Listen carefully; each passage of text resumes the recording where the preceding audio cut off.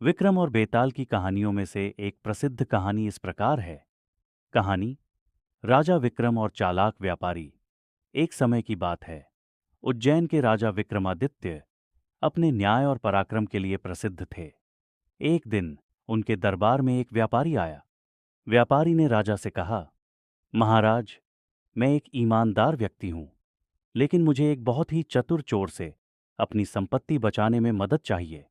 राजा ने तुरंत अपने सैनिकों को व्यापारी के घर की सुरक्षा के लिए भेजा, लेकिन रात के समय व्यापारी की सारी संपत्ति गायब हो गई और सैनिकों को कुछ पता नहीं चला।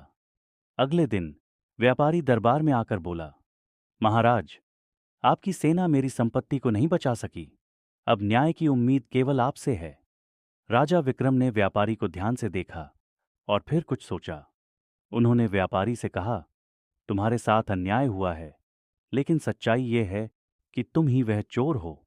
व्यापारी स्तब्ध रह गया और बोला, आप ऐसा कैसे कह सकते हैं महाराज? राजा ने मुस्कुराते हुए कहा, तुमने अपनी संपत्ति खुद ही छिपाई है और हमारे ऊपर दोष मढ़ना चाह रहे हो। अगर तुम निर्दोष होते तो चोरी के बारे में इतनी जल्दी जानकारी न मिलती। व्यापारी की चालाकी पकड़ी गई और उसे राजा के सामने सच कबूल करना पड़ा। राजा ने उसे सज्जा दी और उसकी संपत्ति को प्रजा के हित में बांट दिया। कहानी से शिक्षा। विक्रमादित्य का न्याय हमेशा सत्य और बुद्धिमत्ता पर आधारित होता था, चाहे विरोधी कितना भी चालाक क्यों न हो। अगर आपको यह कहानी पसंद आई और आप भविष्य में ऐसी ही और भी दिलचस्प कहानियां देखना चाहते हैं, तो मेरे चैनल स्टोरी चनाक्या आरपी को सब्सक्राइब जरूर करें।